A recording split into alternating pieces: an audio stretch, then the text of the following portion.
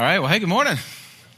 I'm Mark. I want to welcome you as well, executive pastor here, as we continue through this series talking about the fruit of the Spirit. Brad started this last week talking about love and just kind of big picture, what this thing means, this fruit of the Spirit, which is, if you have a background in church and things, you probably heard that phrase. If that's kind of a new phrase, it is. And when you really think about it, like if I just caught me off the guard this morning, we're talking about the fruit of the Spirit, and I'd never heard that phrase before. It just seems kind of funny. But hopefully we can kind of, through this series, get our minds and hearts around what this means and what these different attributes that are just characteristics and truths about who Jesus is, about who God is, and about these things that begin to be true in us when we're really following Him. That these things begin to happen in us, begin to be a part of who we are. The more closely we're connected with Him and the more we give Him, full reign and rule in our lives, all of a sudden these things start to happen. And to talk about that, I'm going to start in kind of maybe an unlikely place. I want to tell one of my favorite miracles from the Gospels is the story of Lazarus. And so I just want to tell this story real quick to kind of set the stage for what we're going to talk about. In that story in John chapter 11, Lazarus in the village of Bethany, he's sick, and his sisters Mary and Martha send word to Jesus saying that the one you love is ill. And Jesus responds by saying, well, this sickness doesn't lead to death, but to the glory of God. And so then it says, this is an interesting phrase or sentence. He says that he loves the three siblings, and he found out that Lazarus is sick, and so he decides to wait a few days, which I think is just interesting to me. Like, I love you so much, I'm just not going to come right now. I'm just going to hold back and wait a little bit. That doesn't seem to work together.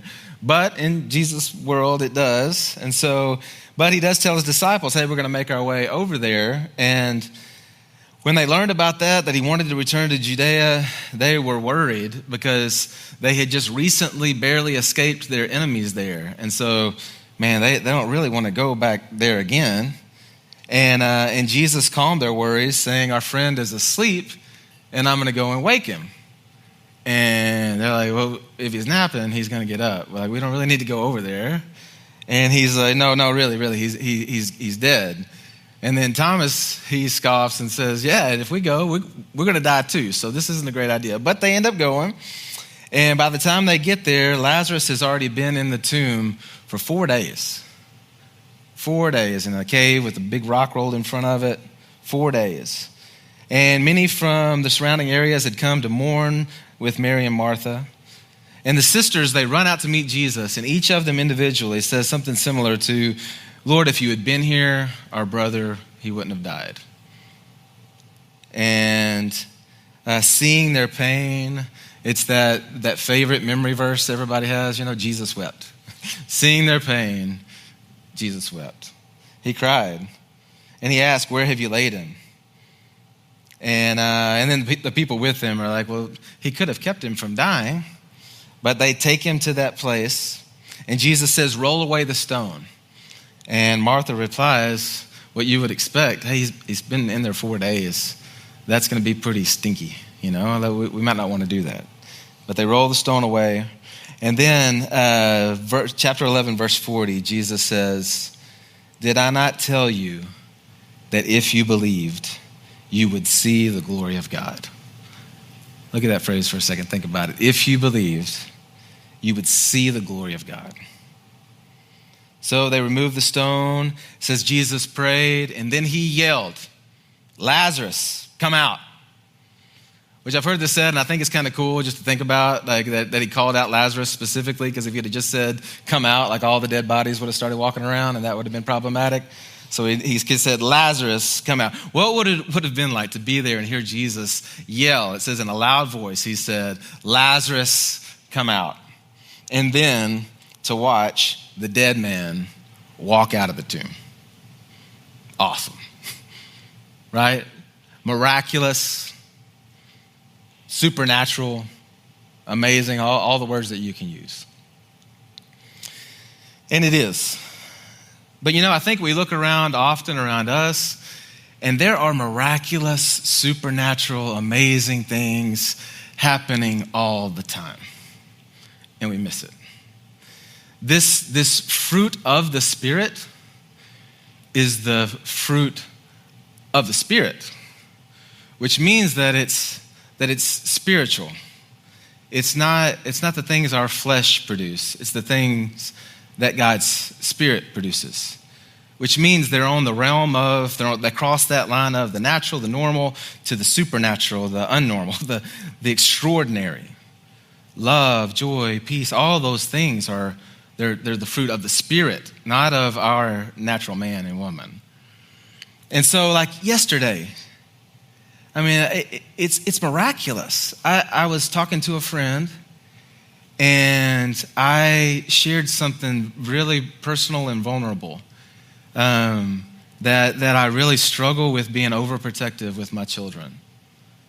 And I will share it with you now. Like that there's some reasons for that. There's some parts of my personality. There's some trauma in my past. There's some reasons why I've really always struggled with that.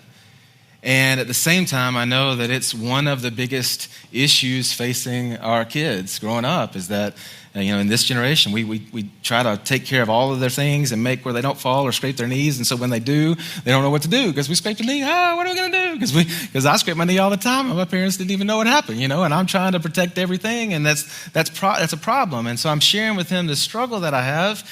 And what's crazy about that, what's supernatural about that, is that my personality by nature rejects being vulnerable.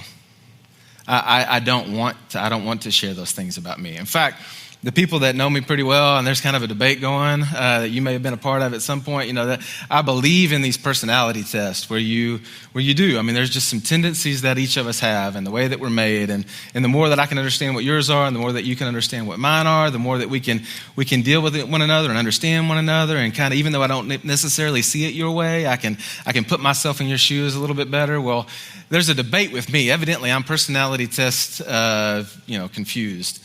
Because the one that makes the most sense, that you read it and you're like, oh, that's got to be Mark.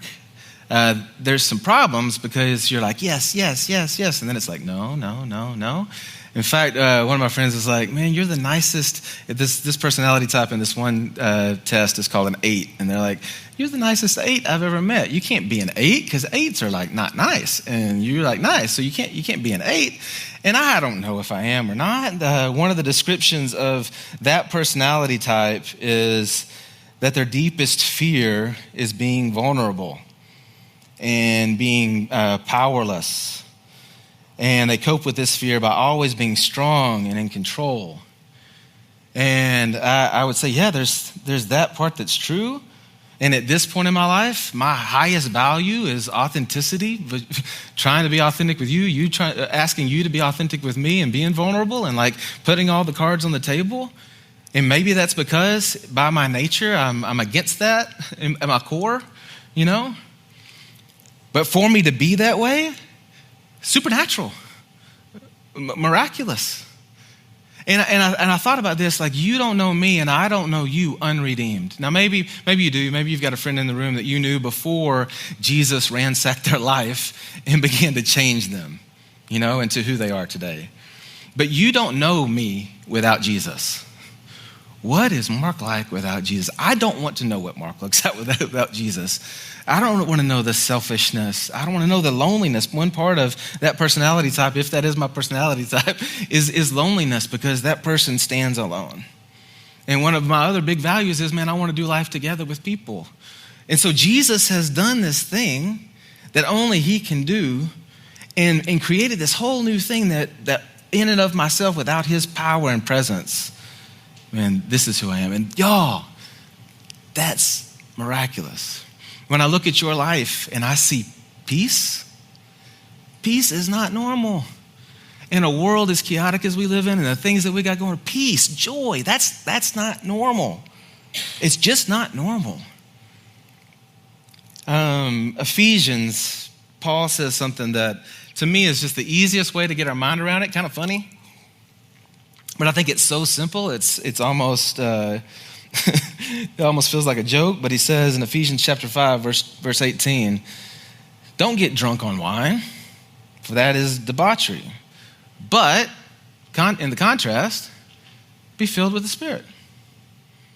So he's saying that in the same way that a person gives themselves over to the influence of this substance and then acts silly, you get arrested if you drive under the influence, altered by a substance, you've given yourself over to. Well, don't do that. Instead, but in a similar way, give yourself over to Jesus and to his Spirit, and give yourself over to his control and his influence. Let him alter you. And then when he alters you, the things that begin to happen are this incredible list of his characteristics and attributes, which are just beautiful and supernatural. Maybe this is maybe too simple, but I got some pictures I put together here.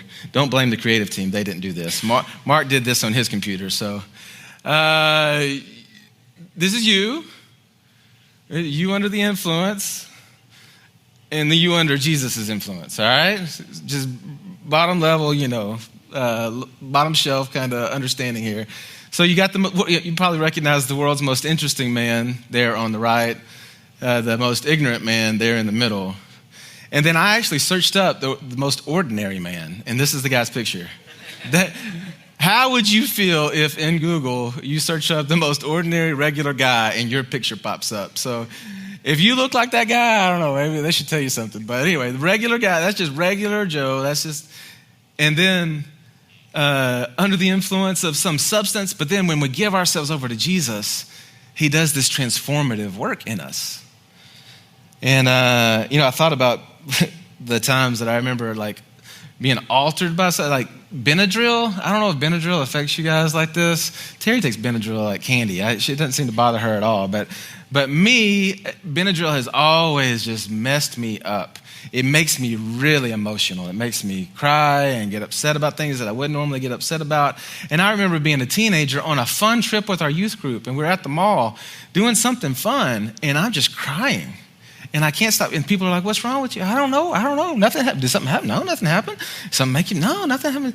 Oh, and then I remembered, it was the Benadryl. Benadryl makes me act like that. So I haven't taken Benadryl since that day because I know it affects me that way. I've never had my wisdom teeth removed, but I've watched the videos of the people who have when they're on pain meds, and that's always fun. I kind of look forward to if it pops up on the feed. We got to watch that because that's always a good show. And I asked Brennan, my 16-year-old, if I could tell this story. He got his wisdom teeth removed not too long ago. And it was just funny. In the car, he's talking about Iron Man, and he's got the shield, and he's trying to fend himself off from things. And, I'm asking him, what are you defending? I don't know. Oh, Iron Man, I'm Iron Man. Well, then I get him back to the house, and he's really quiet, and I lay him out on the couch, and I'm in the kitchen, and he's on the couch. And I just see the back of the couch. I can't really see Brennan laying there. And then from the back of the couch, I see two fingers come up on the back of the couch there, and he's like doo doo doo doo doo doo doo. And I waited, and he just kept on doing it and kept on doing it. So I kind of walked around the couch. Hey, buddy, you okay? Yeah, I'm great. And he kind of was in this high-pitched voice. So I said, well, what you got going there? And he said, I'm Simone Biles. And he just kept on doing all these tricks. And y'all, he did that for a long while. he was altered, Which, again, that verse, we there's a way of being altered where we give ourselves over to something. But in that same way, could we give ourselves over to Jesus? It makes me think about, I'm sorry if you've seen it. I've heard it driving the car way too many times, the Trolls movie. When there's Bridget that they're calling Idget, and she doesn't like who she is, and she's got this horrible setup, and then the trolls show up, and she lets these little creatures crawl up on her head, and their hair becomes her hair, and then they're making her do things, and she gives herself over. Or the rat that cooks. I never can say the name of that movie correctly, but anyway, the cook that gives himself over to the rat who. We got lots of examples of it, but do we believe Jesus enough and realize enough that we are not strong enough on our own strength to produce any of this, that we would look to him and give him control and be altered by the King of Kings to live his life in us. I think that's what we're talking about in Galatians chapter 5. And I'll just read them for you again. The fruit of the Spirit is love, joy, peace, patience, kindness, goodness, faithfulness, gentleness, self-control. I mean, every time I read that list, I look at it and I go, man, yes, that's what I want. I mean, that's what I want for me to experience in my life. That's what I want for you. I mean, that's what. Imagine a community that had those things. Are those not the things? That's the list. I mean, I'm sure you could add some things to it, but I don't know. It's pretty all inclusive. That's a pretty incredible list. But I also look at it and I go, absolutely out of my reach without Jesus doing something. I mean, selfless love, not happiness, but joy. Peace has always seemed elusive to me. I've talked about that before here. And I've chosen today, Charlie, let me pick again. And of course, we're not going in order. Brad took love. I'm going to take patience and faithfulness. Because I feel like those are two that seem to be also challenge me the most and be the most elusive to me. But I've asked myself the question, why are they? Why is waiting my turn, being patient? Why is staying the course all the way to the end, being faithful? Why do those two things in particular seem difficult? And I was reading a book not long ago. A guy made a really good point, illustration about he said, man, a lot of the strife that we have and a lot of the struggles that we have in these different areas have to do with our approach to life, and we really do walk into a room, walk into a situation, walk into a relationship, walk into our work setting, and there's this kind of imaginary lifeboat that we're all in, you know? And if somebody new enters in, or when you walk in, everybody is in a real subtle way. Now, we would never say it, but we are in a real subtle way all fighting to prove our position in the lifeboat. Why do we deserve the lifeboat? If there's only so many seats in the lifeboat and somebody's going to get kicked out, it's not going to be me, it's going to be that guy. And this is why. So we try to bring that guy down, or we try to lift ourselves up. Or, you know, we're always playing this game to try to nudge our way, not only to have a seat in the lifeboat, but to move up positions in the lifeboat and to have the most cush spot in the lifeboat. So there's always this battle that's going. So a lot of the things that war against these things is that fight that as believers in Jesus, we are completely free of.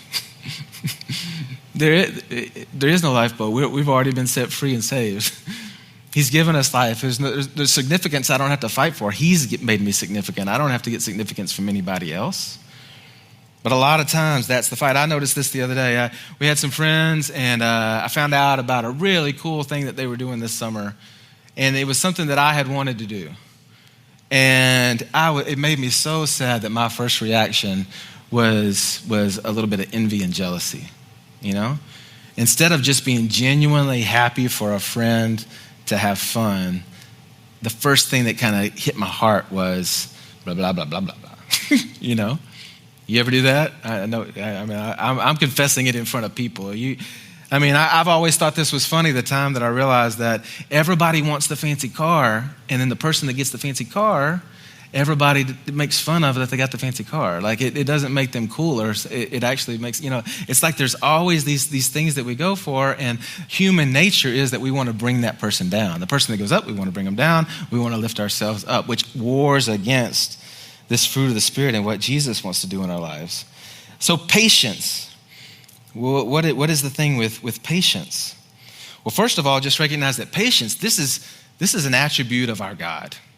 I could go a lot of places, but 2 Peter talks about it. 2 Peter chapter 3.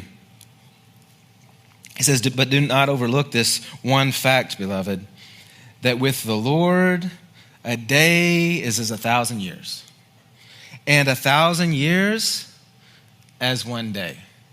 Now, just real quick, kind of side note with that, I think I've heard that before and thought about, oh man, time rolls really, really fast for God.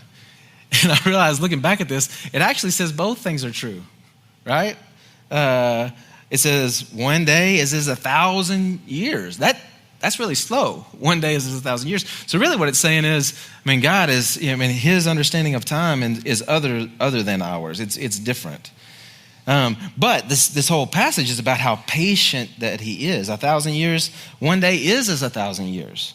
And so what are they talking about? Well, he's talking about it's a response to those questioning what seems to be the slowness of Jesus in his returning and judgment against sin and wickedness. And so he goes on to say this, the Lord is not slow to fulfill his promise, his return and judgment, but is patient towards you, not wishing that any should perish, but that all should come to repentance. So what is it saying about our God? He's like, man, he hates wickedness more than you do.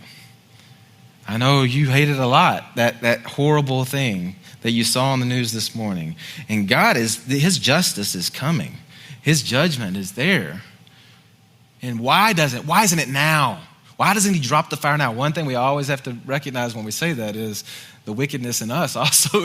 But why doesn't he? I'm impatient. I want to see it happen. And then we realize the patience of God leaves the door open one more moment, one more day for repentance, not wanting any to perish, but all to come to repentance. That's who our God is.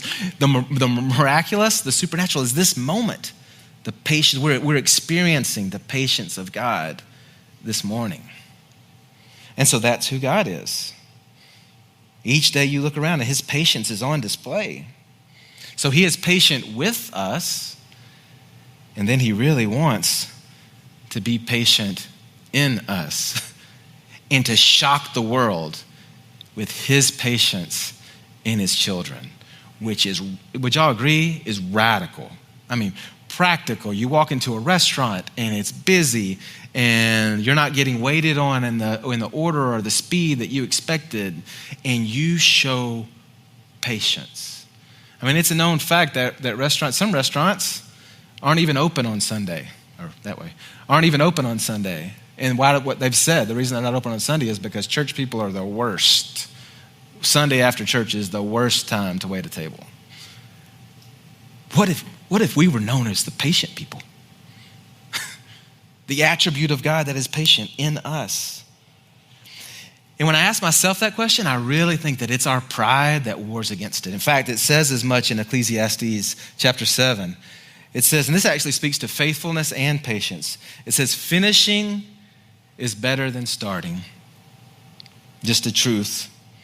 You see things through to the end, which is really challenging to me because I love to start things and then I get distracted along the way.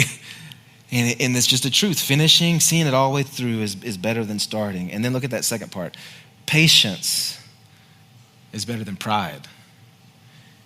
The thing that wars against our patience, or at least one of those things, is our pride. Who we think we are, where we should be in the lifeboat, what we deserve. One of my favorite movies, there's a line that it makes me laugh because it is so true and so sad. But these two guys, they're in an airport overseas, these two American guys, and they walk up and there's this real long line, and they just walk right up to the front and step into the front of the line. And then one of the guys looks back and goes, "Hey, it's all right, we're Americans, we're supposed to be at the front." Like, man, the sad thing is if you've been in an international airport and you've watched Americans, that's true. It's like we think we deserve it. And so if we have to wait in that line, we ain't got patience for that. Because we deserve to be up there. We don't deserve to be back here. Our expectations, like what we expect that we deserve, that we get. I've noticed this in my parenting, man. My patience really, I don't know if you felt, my patience gets challenged. And a lot of times it's like I deserve. And don't I deserve a few minutes of quiet? Don't I? Why you got to be yelling at me right now? I deserve this moment of peace. Have 10 hours of chaos. Can I not have 10 minutes of peace? Or man, I'm expecting a child to act like a grown-up or to do the things. I mean, put the toilet lid down. Is that hard? But I was with my dad one day, and I was complaining about some of these things, and I made a few statements about things that had happened with one of our kids and how frustrated I was. And I said, man, I'm glad I wasn't like that. And my dad got this funny smirk on his face and was like, what? You must not remember what you were like. And I realized that my expectations were off, and that my view of myself was higher than my kids, than the people around me, and what I deserved. I mean, why would I be mad that the person in front of me takes a second longer at the red light? It challenges, I deserve to go. And there's this attribute of Jesus that's bigger and above that. So faithfulness. Lamentations 22 and 23, which if there was any verses that you were going to memorize, it's 2 verses, but it's really short. These would be the ones I would challenge you to memorize, because this is just gold. The steadfast love of the Lord never ceases. His mercies never come to an end. They never come to an end. You cannot find the end of the steadfast love of the Lord. His mercies never end. You're not going to find a day that you get up and you're like, oh, my unfaithfulness or my problems or the things going on have hindered the love of the Lord, the mercy of the Lord. It's going to continue. He's not going to change. He's not going to leave his course. They are new every morning. Every morning, every time the sun comes up, our God is faithful. He's faithful. He's faithful. He's the same. He loves us. He's showing mercy. He's patient. And then he just yells out, great is your faithfulness, God. I don't lose sleep worried he will decide to go another direction tomorrow. And in the same way with patience, his attribute is faithfulness. That's who he is, and he wants to be faithful in us. But we war against this faithfulness. And I wonder, thinking about faithfulness, 1 Corinthians chapter 4, Paul's explaining his ministry and how the Corinthians should view what he does. And he says this is how one should regard us, as servants of Christ and stewards of the mysteries of God. Moreover, it is required of stewards that they be found faithful. And I got to thinking about that, maybe that's part of it. He's not driven for fame or for self-preservation, or he's a steward. He's not trying to find the path of ease.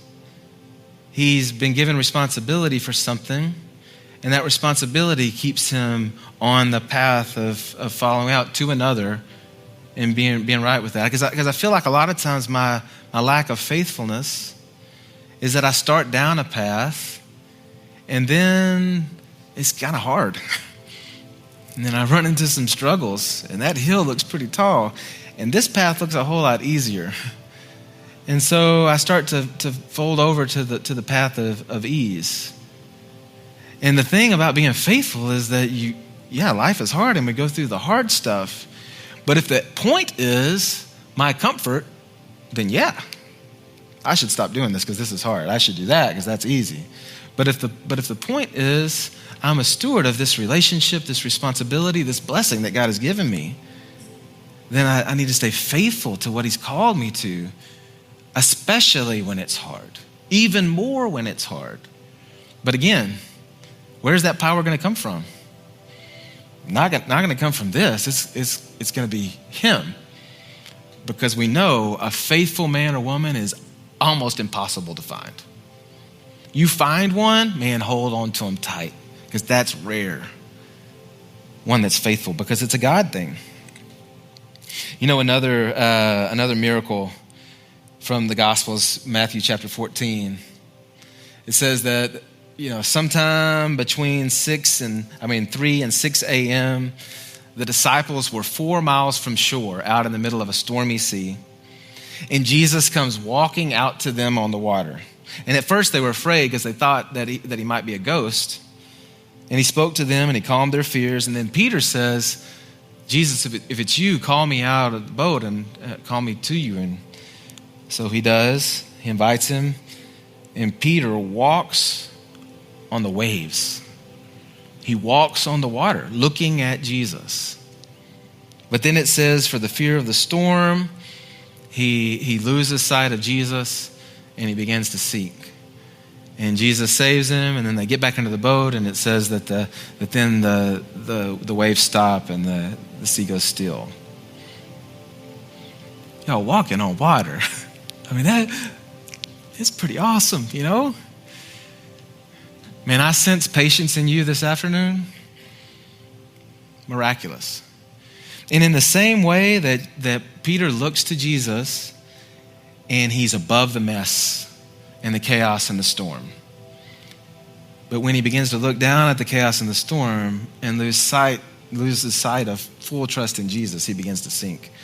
Man, I think me living above the mess and displaying the fruit of his Spirit in me is going to require me looking at him. Living above the mess, above the chaos. What would it look like to shock the world with the patience and the faithfulness of God? What would that look like? What would that look like at your workplace? To be the one in the room that's faithful. To be the one in the room that's patient when it doesn't, to be the one in the room that's in peace when everybody else is anxious. You know, there's only one way that happens, and it's if he does it in us. There's no way around it. There's no shortcut. There's no self-help book that you can read. There's no other option because it's just not possible. This fruit, it's the Spirit's fruit. There's going to have to be him doing it in us. So we're going to take a few minutes here and sing together. In the back of the room, there's some places that you can pray, take communion. Maybe at your seat, I'm just going to challenge you. When we went through that list, what is the fruit? What is the love, joy, peace? Which one of those immediately does your heart go, man, that's the one that God wants to do a work in me in? That's the one. And pray, God, would you do that? In spite of me, would you be patient in me? And watch what he does. I dare you. Let me pray for us. Father, I am well aware this morning that is it. That is it. We don't have another option. There's not a plan B. As highly as we think of ourselves, we can't pull that off. We just can't. We can't. And so first step is just recognizing that. And then being in that dependent place, we look to you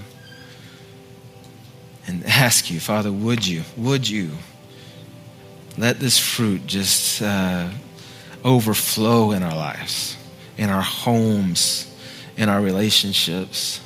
Would you through this series teach us what each one of these things looks like?